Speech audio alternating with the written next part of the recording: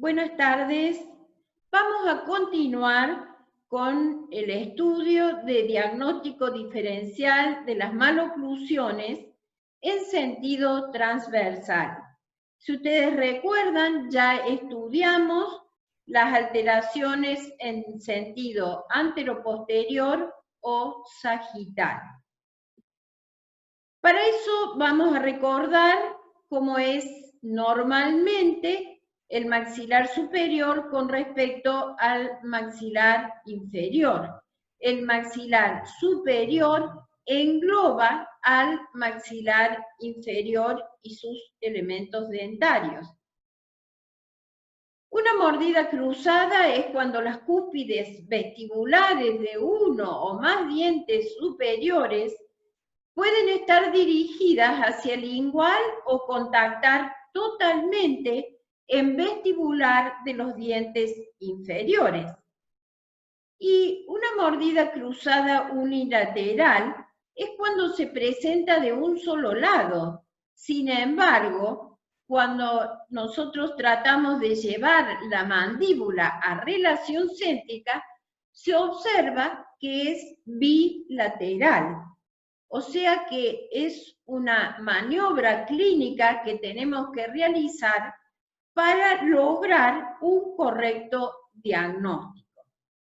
La mordida cruzada bilateral se presenta de ambos lados y se debe generalmente a una compresión maxilar o puede ser a un aumento transversal mandibular. La mordida cruzada en tijeras, que es otra alteración, se debe a una sobreexpansión del maxilar, donde a nivel dentario los molares superiores sobrepasan a los molares inferiores.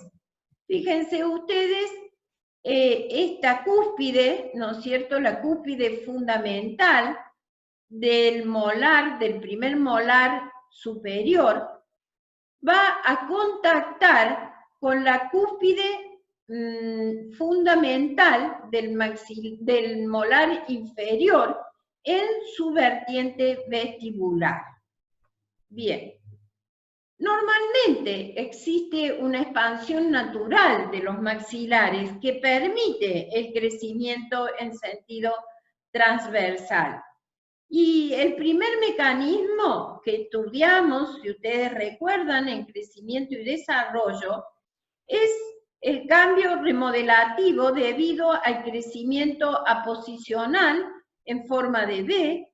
Las estructuras óseas remodelan las superficies externas e internas para mantener el equilibrio facial durante el crecimiento. Y de esta forma se producen los cambios de resorción y aposición ósea en las superficies, permitiendo el crecimiento de los maxilares. Y un segundo mecanismo de expansión es el desplazamiento secundario producido por otros huesos del cráneo que pueden influir sobre el crecimiento a expensas de la sutura media palatina y como consecuencia en la oclusión. Ahora, cuando no se produce en forma simétrica este mecanismo de expansión, se presentan alteraciones que van a influir en el perfil facial, en la posición de los maxilares y como consecuencia en los dientes. También la posición de la lengua, las vías aéreas y el espacio bucofaríngeo son responsables de este crecimiento. Ahora, la resolución de estas maloclusiones, para hacer un diagnóstico correcto, debemos ubicar a dónde está el problema, porque puede ser un problema óseo, un problema muscular o un problema dentario. Un problema óseo puede ser por una atresia del maxilar o por un exceso mandibular. Y otra otro problema puede ser muscular debido a interferencias dentarias, Y también por problema de un elemento dentario o varios, por inclinación del eje axial del elemento dentario, como podemos ver acá. Bien, las mordidas cruzadas se pueden presentar en la dentición temporaria, mixta o permanente. Pueden estar asociadas a otras maloclusiones, como son las clases 1, 2 o 3. Las mordidas cruzadas deben corregirse a edad temprana, pero porque pueden influir en el desarrollo de la cara, ¿sí? Pueden influir en forma temporaria si son corregidas, pero también pueden influir en la erupción cuando se produce el recambio de los elementos temporarios. Bien, por eso necesitan un tratamiento y un control posterior, es decir, se los trata a edad temprana, pero después, cuando se produce el recambio de los elementos dentarios, deben ser controlados porque generalmente erupcionan en mordida cruzada. Entonces, eso es algo que hay que tener cuidado. La clasificación de las mordidas cruzadas. En el diagrama A vemos que hay una mordida invertida por interferencia dentaria. El paciente muerde y desplaza porque busca una posición de comodidad para poder morder. Entonces, desplaza en sentido contrario. La base ósea es normal y la parte palatina también es normal. En el gráfico B tenemos una mordida invertida por inclinación de los ejes dentarios, en este caso de este molar, una inclinación hacia palatino, pero la base ósea es normal. Bien, acá, tenemos una mordida invertida de origen funcional, donde vemos que el eje de los elementos dentarios están inclinados y eso también influye en el ancho del paladar. La base ósea es normal. Ahora, en el gráfico D, la base ósea está disminuida, por lo tanto, el paladar también es profundo y está disminuido en sentido transversal, pero los ejes de los elementos dentarios están perpendiculares. El problema acá es la falta de desarrollo de la base ósea, que por supuesto lleva consigo la posición de los molares y el paladar, la profundidad que tiene el paladar es mayor y en sentido transversal es menor. Métodos utilizados para el estudio en sentido transversal. Podemos utilizar la radiografía frontal que nos proporciona medidas bidimensionales.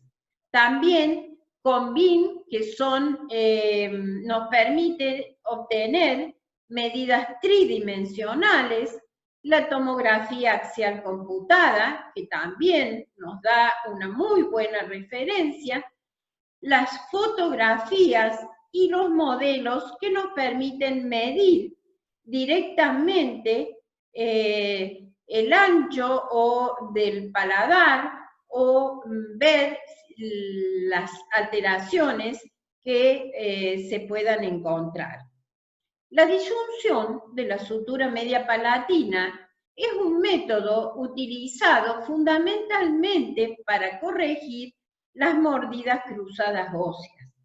La mayor resistencia no está solamente en la sutura, sino también en las estructuras que la rodean, principalmente en el efenoides y los huesos cigomáticos, debido a la relación que existe con estas estructuras muy importantes del cráneo y de la cara, requiere ser realizada por un especialista. Recordemos que tenemos 10 huesos, ¿sí?, que pueden estar influenciados por la sutura palatina. La expansión maxilar permite aumentar las bases óseas y el perímetro del arco para colocar los dientes en el centro del reborde alveolar y mantenerlos en una posición más estable.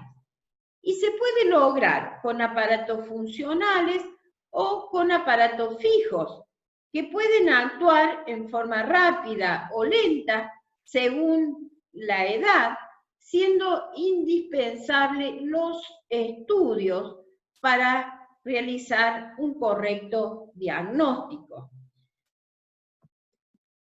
La sutura media palatina, ¿sí?, a edad muy temprana tiene una forma de I que después se mantiene hasta los 7 u 8 años y después comienza a formar imbricaciones que ya dificulta la disyunción, pero peor es cuando ya está osificada. Por eso es necesario trabajar a edad temprana. Se debe actuar a este nivel en los problemas óseos, por supuesto, como dijimos, para obtener un ensanche palatino mediante la disyunción transversal. Como dije, se realiza en pacientes entre 5 y 15 años, y luego de esa edad disminuye el éxito de la terapéutica, ya que aumenta la imbricación de la sutura. La calcificación de la sutura se extiende hasta los 30 años aproximadamente, pero en estos casos tenemos que recurrir a una disyunción quirúrgica o por medio de microimplantes.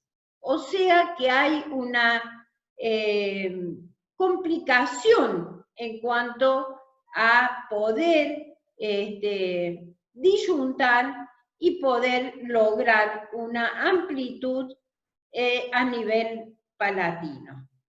El método para determinar la mordida cruzada uni o bilateral es por medio de la medición con un compás de punta seca desde la línea media ósea palatina a cervical del primer molar de un lado y del otro lado se realiza de la misma forma, o sea, de la línea media ósea palatina a cervical del molar del lado opuesto.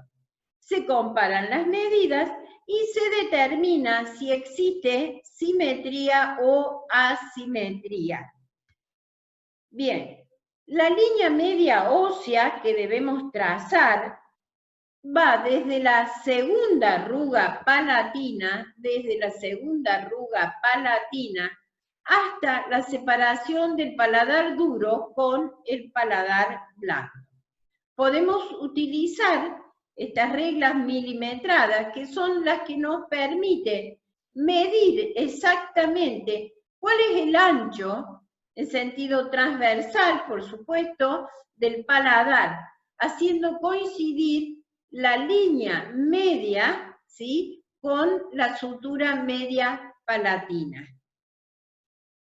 Podemos realizar una expansión ortodóntica cuando hay un problema dentario. Cuando el problema es dentario, esa expansión que se realiza es ortodóntica. ¿Por qué? Porque se produce un movimiento lateral de los segmentos dentarios posteriores por una inclinación vestibular de las coronas, ¿sí? O puede ser también una inclinación, ¿sí? Debido a una interferencia, o puede ser una extrusión, y fundamentalmente en estos casos lo que nosotros realizamos es tratar de vestibulizar esos segmentos laterales cuando están inclinados hacia el lingual. Y lo podemos hacer mediante Quadelix, palatal expander o placa de expansión removible.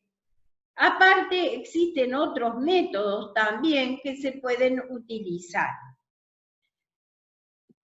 Este es un Quadelix donde vemos cómo estos brazos laterales actúan sobre los segmentos laterales, ¿sí? Tratando de verticalizarlos, o las placas de expansión que tienen un tornillo central con una fisura en la parte media y permite que se abran las partes laterales, produciendo una disyunción o una expansión a nivel de la sutura media palatina.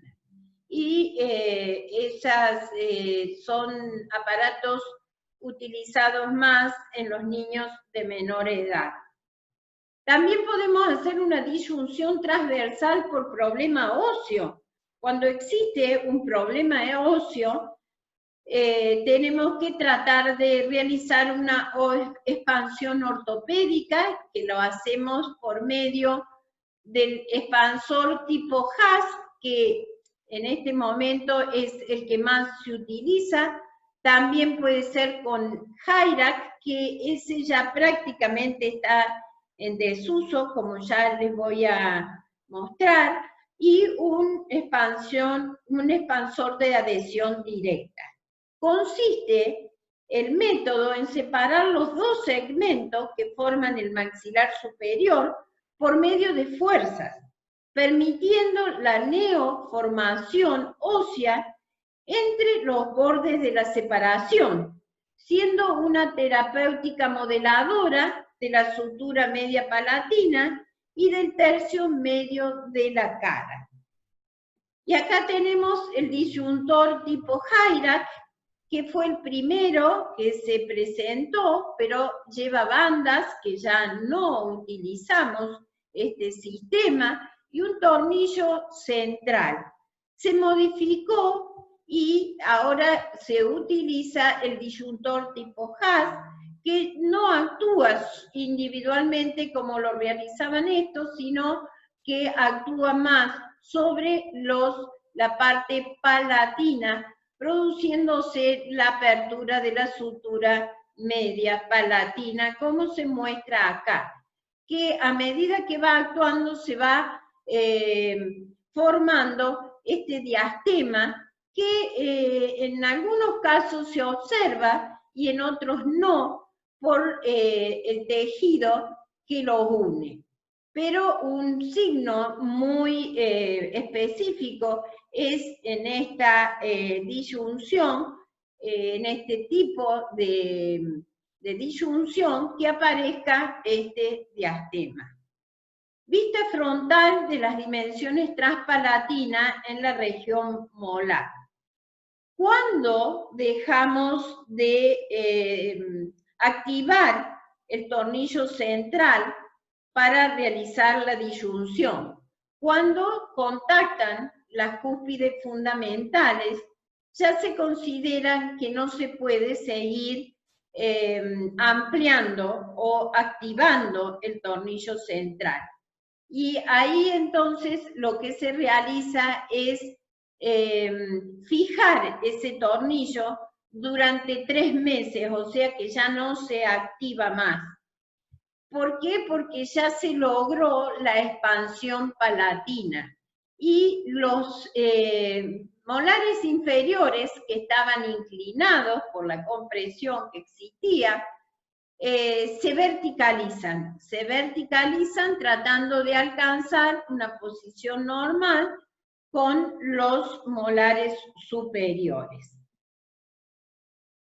Vista transversal frontal de un paciente durante el periodo de post-expansión rápida maxilar.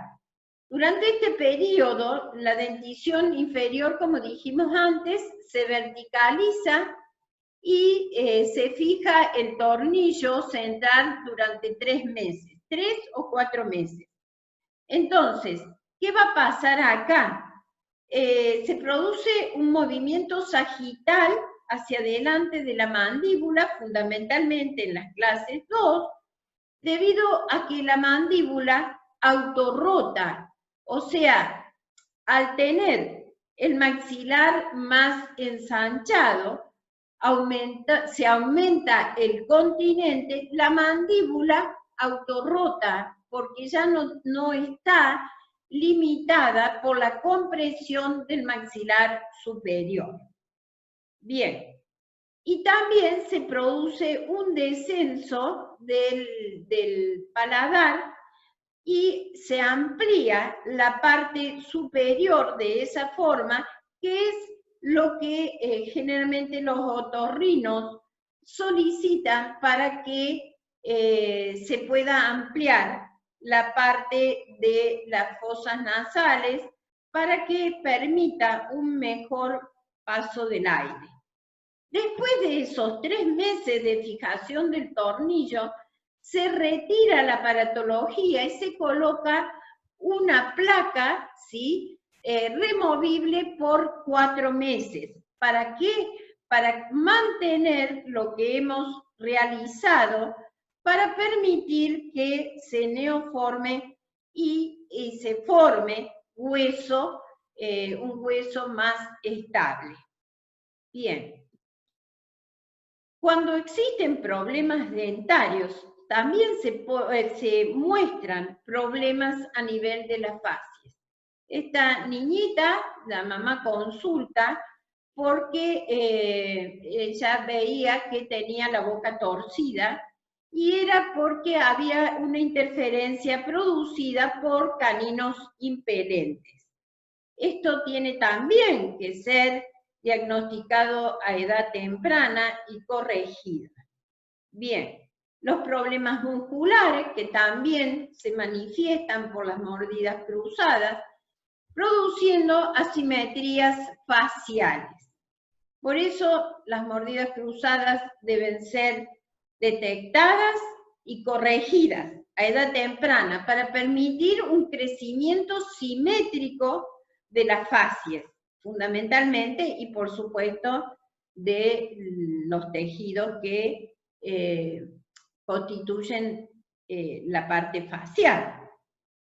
Bien, problemas óseos. Esto realmente, si hubiese sido tomado a edad temprana, quizás hubiese sido un poco menos complicado su tratamiento, porque acá tenemos un estímulo constante de la lengua, ¿sí?, que ha producido un aumento de tamaño del maxilar inferior, porque el maxilar superior está atrésico y el maxilar inferior tiene un volumen mucho mayor.